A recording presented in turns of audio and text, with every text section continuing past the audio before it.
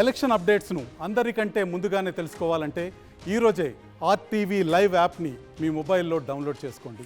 So ఈరోజు మనతో ఉన్న గెస్ట్ కళ్యాణ మాధవి గారు మీ అందరికీ సుపరిచితం. ఈరోజు ఇంటర్వ్యూలో చాలా విషయాలు తెలుసుకోవాలనుంది. ఎందుకంటే రీసెంట్గా నేను ఆవిడ ప్రొఫైల్ చూసినప్పుడు ఇన్స్టా ప్రొఫైల్లో ఒక వీడియో వైరల్ అవుతూ వచ్చింది.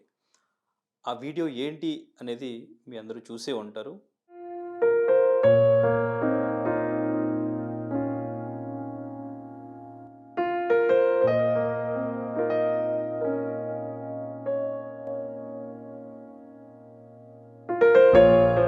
సో అండ్ ఇంకా నేను ఇంట్రడక్షన్లో చెప్పాను మీది ఒక వీడియో పోస్ట్ చేశారు, ఆ వీడియో చూశానని చెప్పేసి. సో అది దాదాపు 6 మిలియన్స్ వ్యూస్లో ఉంది. ఇప్పటికీ కూడా పవిత్ర జయరాం, చంద్రకాంత్ వీళ్ళ గురించి ఇప్పటికీ మాట్లాడుతున్నారు అంటే దానికి మెయిన్ రీజన్ వాళ్ళ రిలేషన్షిప్ గురించి. ఫస్ట్ యాక్సిడెంట్ అయినప్పుడు అయ్యో అనుకున్నారు. సో తర్వాత తను ఏడుస్తూ ఇంటర్వ్యూ ఇచ్చినప్పుడు కొంతమంది అంటే వెనకలో ఉన్న స్టోరీ తెలియనప్పుడు ఒకలా రియాక్ట్ అయ్యారు. సో తను నెక్స్ట్ సూసైడ్ చేసుకున్న తర్వాత చేంజ్ అయిపోయింది అందరి మైండ్. సో ఇప్పుడు మీ వీడియో కింద కామెంట్స్ కూడా చూశాను, అన్ని నెగిటివ్ కామెంట్స్ ఉన్నాయి. సో మీ వీడియో కూడా ఎక్కడో పార్టీ చేసుకుంటున్నట్టు చాలా క్లోజ్గా అనిపించింది నాకు. సో మీకు వాళ్ళతో ఎప్పుడు పరిచయం, ఎప్పటి నుంచి? యాక్చువల్‌గా అందరూ కండోలెన్సెస్ కోసం ఏదో ఫోటోనో, వీడియోనో పెట్టి అంటే తనతో మెమరీస్ గురించి నేను యాక్చువల్‌గా తను యాక్సిడెంట్‌లో పోయిందన్నారు. అప్పుడు లేకుండే. సరే ఏదో పెట్టాలి అని మిస్ యూ అని ఒక చిన్నది పెట్టాను. జనరల్‌గా కూడా నేను ఎప్పుడూ పెట్టను.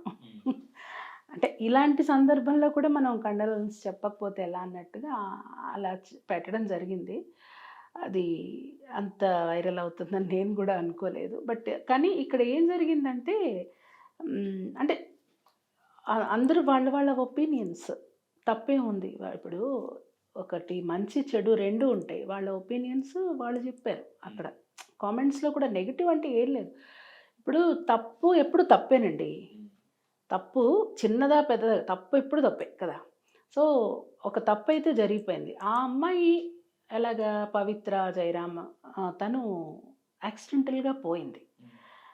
అక్కడి వరకు ఏమీ కాదు, అందరూ ఇదయ్యాం. సరే తర్వాత ఎప్పుడైతే ఇతను 2-3 డేస్ తర్వాత ఇతను పోయి తర్వాత అంతకంటే బ్యాడ్ అయిపోయింది పరిస్థితి. ఆవిడని అప్పటిదాకా కూడా ఆవిడని నెగిటివ్గా ఏది ఏమైనప్పటికీ మంచి ఆర్టిస్టులు మనం అంటే ఆర్టిస్టులు అంటే అక్కడి వరకే ఉంటాం. నేను ఆవిడతో కలిసి పవిత్ర జయరామ్ గారితో కలిసి ఒక 3 షెడ్యూల్స్ కోడళ్ళు జోహార్లు అని ఒక సీరియల్ వచ్చింది. అప్పుడు నేను తనతో కలిసి యాక్ట్ చేశాను. ఒక 15-20 డేస్ నేను దాంట్లో వచ్చేసాను. ఒక 3 షెడ్యూల్స్ చేయడం జరిగింది. వచ్చామా ఆర్టిస్టులంతా లంచ్ బ్రేక్లో కలిసామా, తిన్నామా, వెళ్ళిపోయామా. అంతేకాని తనతో పర్సనల్గా వెళ్ళేంత ర్యాపో నాకు లేదు. ఫస్ట్ ఆఫ్ ఆల్ నేను స్పందించింది కూడా ఒక కో ఆర్టిస్ట్ మనం కండోలెన్స్ చెప్దామనే తప్ప వేరేగా.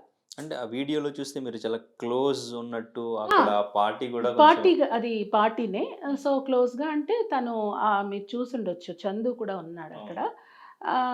తనతో చెప్తోంది తన కో ఆర్టిస్ట్ అని తనకి చెప్పడం జరుగుతుంది. నేను ఆ రోజున సాంగ్ కూడా ఏదో పాడాము. సరే అయిపోయింది. కానీ ఏంటంటే ఇతను చనిపోవడం అనేది చాలా బ్యాడ్. చందు చనిపోకుండా ఉండవలసింది. ఇప్పుడు ఎవరు ఈ రిలేషన్షిప్స్ ఇవన్నీ ఎవరు పర్సనల్గా ఎవరికైనా ఏదో ఉంటుందండి. మనిషి అన్నవాడు అవసరం, అవకాశం, పరిస్థితులను బట్టి మనిషి అన్నవాడు ఎక్కడో ఒక తప్పు చేయని వాళ్ళంటూ ఎవరు ఉండరు. ఏదో రకంగా ఎక్కడో ఒక చోట జీవితంలో తప్పులు జరుగుతాయి. అసలు జరగకుండా చూసుకోవాలి. అంటే ఈ పవిత్ర గారు అంతకుముందు ఇంటర్వ్యూస్లో నాకు 16 ఇయర్స్కి పెళ్ళైపోయింది, ఆమె సింగిల్ పేరెంట్, పిల్లలతో నేను ముందుకెళ్ళిపోతున్నానని ఆవిడ చెప్పడం జరిగింది. నేను ఇవన్నీ కూడా ఎప్పుడు చనిపోయిన తర్వాత నేను అప్పటికి కూడా మీకు ఎంతమంది పిల్లలని కూడా మేము షూటింగ్ వచ్చినప్పుడు అంత పిల్లలని కూడా అడిగేంత ర్యాపో లేకుండే. మార్నింగ్ వచ్చామంటే నైట్ వరకు ఏదో షూటింగ్, డైలాగ్స్ చూసుకోవడం, నవ్వుకోవడం అంతవరకే ఉంటుంది. అలాంటిది ఆ అమ్మాయి నిజమేనేమో అనుకునే లోపు మన ఒక ప్రముఖ ఒక యాంకర్ ది పిలిచి మరీ ఈ చందు ఇంటర్వ్యూ ఇవ్వడం జరిగింది. జరిగిన తర్వాత ఈవిడ ఇప్పుడు ఆ పిల్లలు ఈవిడ అంతకుముందు ఏం చెప్పింది, చాలా పాత ఇంటర్వ్యూలన్నీ రిపీట్ చేశారు. ఇప్పుడు అందులో నేను సింగిల్ పేరెంట్‌ని, నాకు 2 పిల్లలు, నేను ముందుకెళ్తున్నానని. ఇప్పుడేమైందంటే ఆమె పిల్లలిద్దరూ కూర్చుని ఇదిగో మా డ్యాడీ ఇక్కడే ఉన్నారు అని చెప్పారు.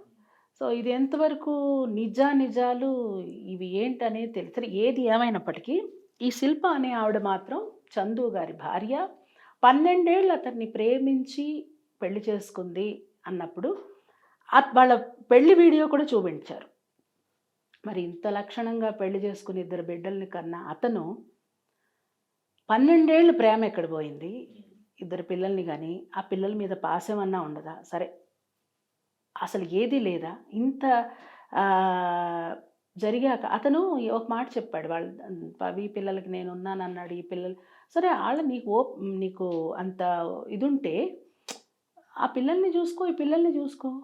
అసలు పూర్తిగా ఈ అమ్మాయిని నెగ్లెక్ట్ చేయడం అనేది, ఈ అమ్మాయికి అన్యాయం చేయడం అనేది అసలు అది ఈ యొక్క ఆడియన్స్ స్పందన చూస్తే అది అంటే ప్రతి వాళ్ళకి జరుగుతోంది. ఇప్పుడు ఇది మీడియా కాబట్టి, వీళ్ళు ఆన్ స్క్రీన్ పీపుల్ కాబట్టి ఇది అయిందని కాదు. బయట ఎన్నో జరుగుతున్నాయి ఇలాంటివి. నిన్ను నమ్ముకుని నీ జీవితంలోకి వచ్చిన ఒక అమ్మాయి, ఆ అమ్మాయిని నువ్వెలా నెగ్లెక్ట్ చేస్తావు? మరి ఇంక నీది ప్రేమ ఎట్లా అవుతది? అలా నెగ్లెక్ట్ చేయబట్టే ఇలా జరిగింది. అలా జరగడం కరెక్టే వాళ్ళిద్దరికీ అనేది ఇప్పుడు అందరూ అభిప్రాయం. అదే మీ కామెంట్స్‌లో గూడా అదే మరి. కామెంట్స్ అన్నీ కరెక్టే. కామెంట్స్ అనేది ఎప్పుడూ కూడా మనం కళ్ళు మూసుకొని పాలు తాగుతున్న పిల్లి తాగినట్టుగా కాదు గదండీ. మన సమాజం అంటే ఎవరు? ఇప్పుడు ఈ కామెంట్స్ చేసే పీపులే సమాజం. నువ్వు తప్పు చేసినా, ఒప్పు చేసినా నువ్వు నీ ఆత్మసాక్షికి సమాధానం చెప్పుకోవాలి. తప్పు చేసినా, ఒప్పు చేసినా. నీ ఆత్మసాక్షి నీకు చెప్తుంది. ఇప్పుడు ఒకానొక ఛానల్‌లో ఈవిడ భర్త లేడు, లివింగ్ రిలేషన్‌కి ఈవిడ ఎలిజిబులే అని అనుకున్నా, ఆ లివింగ్ రిలేషన్ ఎంతమంది 2, 3 పెళ్ళిళ్ళు చేసుకున్న వాళ్ళంతా వాళ్ళని సెటిల్ చేసుకున్నాక మళ్ళీ ఇంకొక పెళ్లి చేసుకున్నారు. లైఫ్‌ని కంటిన్యూ చేస్తున్నారు. అది లివింగ్ రిలేషన్‌షిప్‌లో కోర్ట్ నుంచి ఉన్న ఇవేంటో పూర్తిగా వీళ్ళకి తెలియట్లేదు. అంటే నీకు అంతగా ఆ అమ్మాయి కావాలన్నప్పుడు భార్య పిల్లలకి ఏదో ఒక న్యాయం చేసి ఉండాలి కదా నువ్వు. అసలు ఆ మనిషి నీ జీవితంలోకి వస్తున్నప్పుడు నీకు భర్త, పిల్లలు ఉండి కూడా నా భర్త లేడు నేను వదిలేసానని ఆవిడ చెప్పడం తప్పు. ఆ పిల్లలు చెప్తున్నారు. సరే భర్త ఉన్నాడు, పిల్లలు ఉన్నారు. ఈ శిల్ప గారు కూడా నేను అడిగాను. నా భర్త మీ అమ్మ దగ్గరికి వస్తున్నప్పుడు మీరేం చేశారు అనేసి. అన్నీ చెప్పడం, వినడం వరకే. దీన్ని బట్టే మాట్లాడుతున్నాం. అన్నప్పుడు మరి పిల్లలన్నాక పెద్ద పిల్లలన్నప్పుడు డెఫినిట్‌గా ఖండించాలి గదా! తప్పు గదా! సరే ఇవన్నీ పక్కన పెడితే ఇతను సరిగ్గా రావట్లేదు.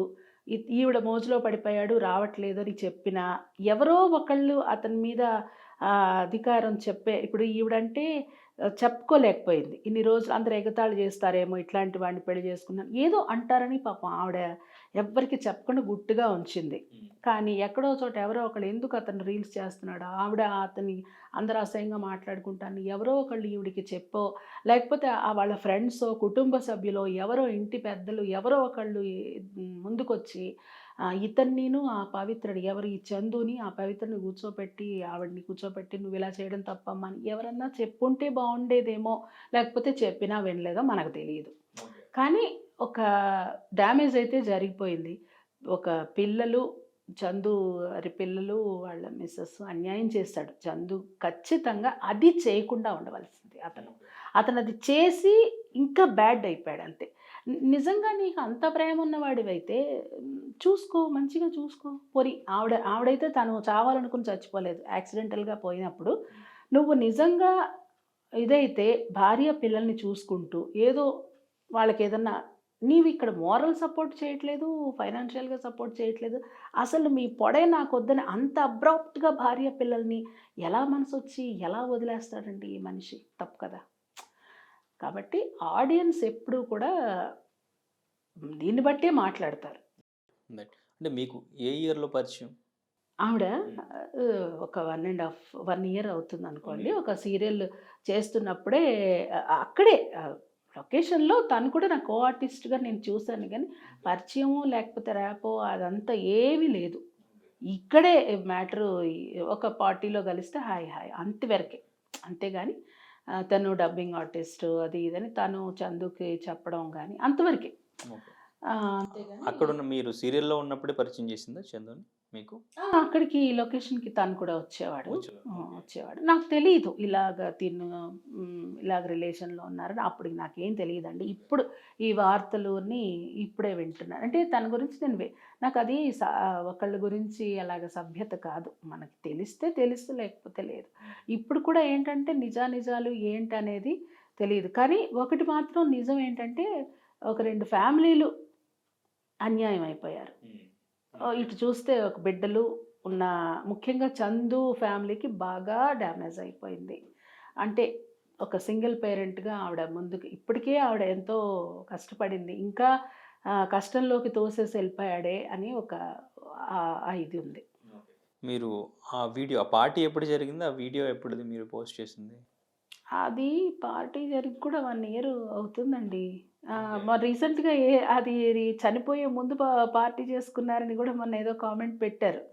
అదంతా కాదు. జస్ట్ పార్టీ 1 ఇయర్ బ్యాక్ జరిగిందది. అందులో అంటే నా దగ్గర గబుక్కుని లేదు.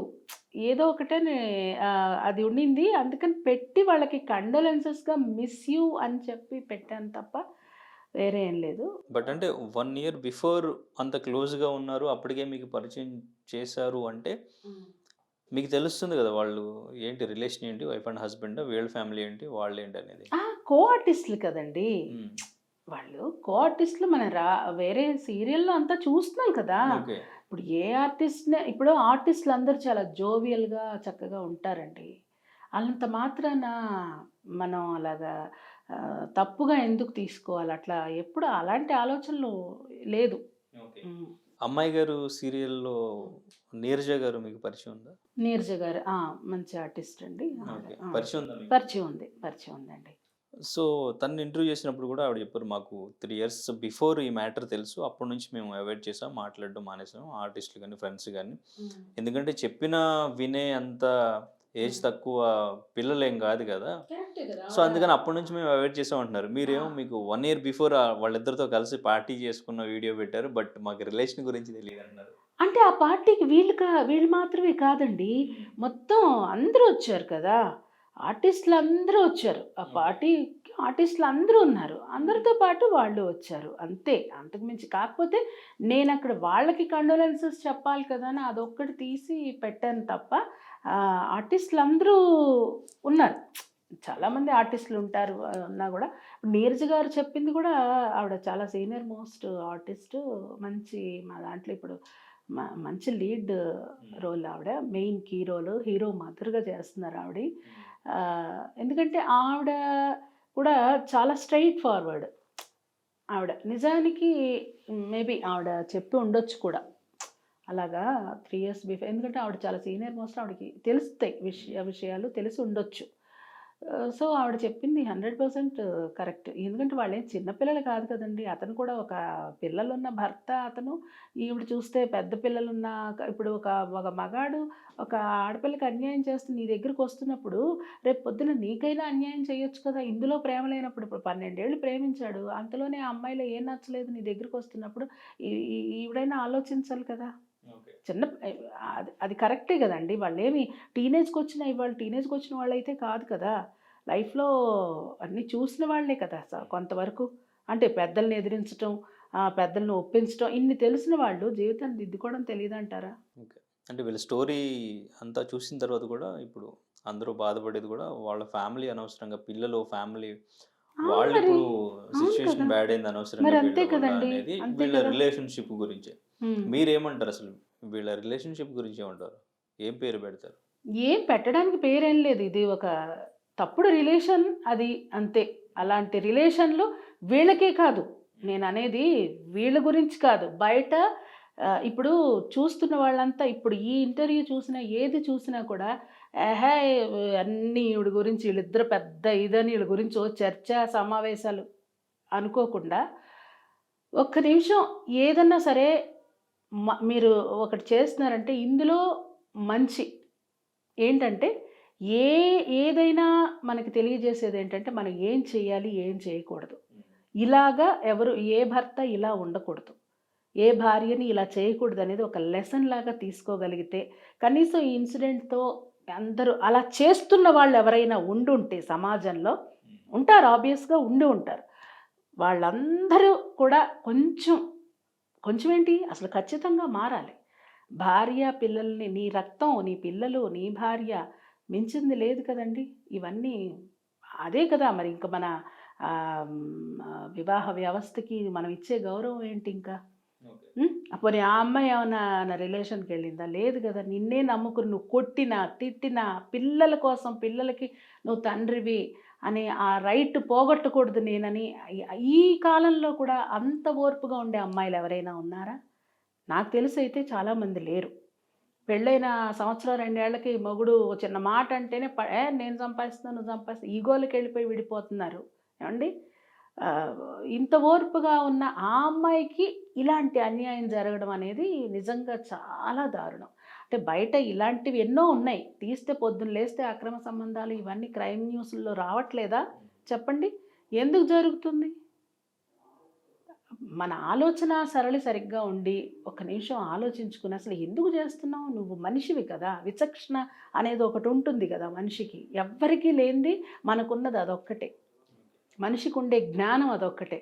తప్పులు చేస్తారండి మనుషులు. ఏదో నేను చెప్పాను కదా! ఎవరైనా తప్పు నేను చేయలేదని ఏదో ఒక సందర్భంలో ఎక్కడో ఒక చోట తప్పు చేశావని నీ ఆత్మసాక్షి నీకు చెప్తుంది. నువ్వెక్కడ తప్పు చేశావో మనిషికి తెలుస్తుంది.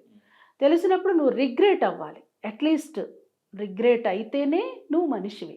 కాకపోతే ఇంకా నువ్వు జంతువుతో సమానం. జంతువుకి ఆ విచక్షణ లేదు అంటారు. నిజానికి ఇప్పుడు జంతువులే కరెక్ట్‌గా ఉన్నాయి. రైట్.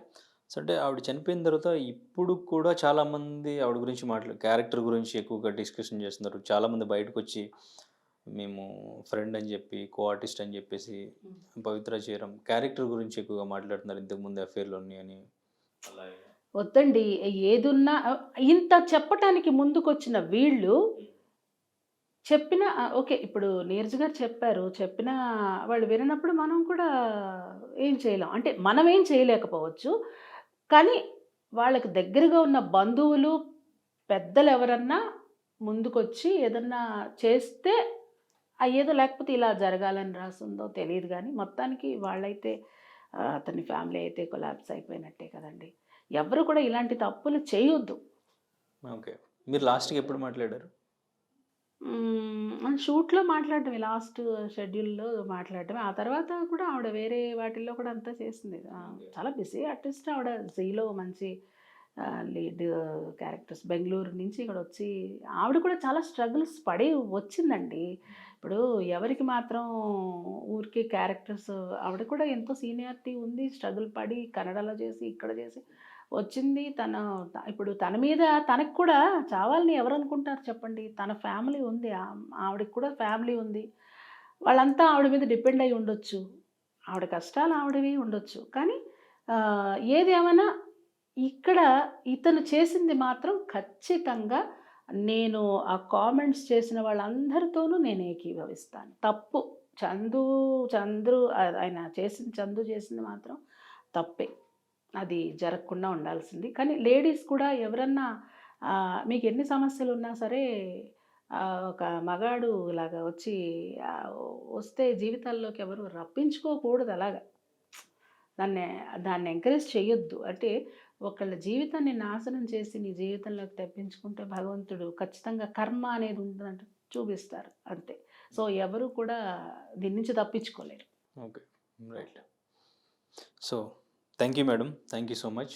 సో, ఎందుకంటే నాకు ఆ రీల్ చూసిన తర్వాత, మీరు పెట్టిన వీడియో చూసిన తర్వాత, సో, మీరు యాక్ట్ చేస్తున్నారు, ఫుల్ బిజీ ఉన్నారు. బట్ ఏం జరిగింది ఏంటో మేబీ అది రీసెంట్ వీడియోనేమో హ్మ్. అని చెప్పేసి లేదు. లేదు. అది ఎప్పటిదో ఫంక్షన్ వీడియో.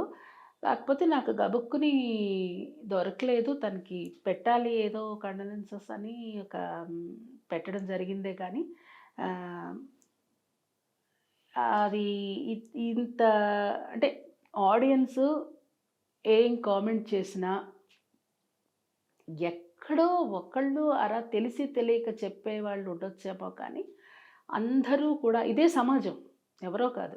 మన సమాజం నుంచి ఎక్కడికి వెళ్ళలేమండి. మనం అదంటారు పిల్లి కళ్ళు మూసుకుని బాల్ తాగుతుందంటే కాదు కదా.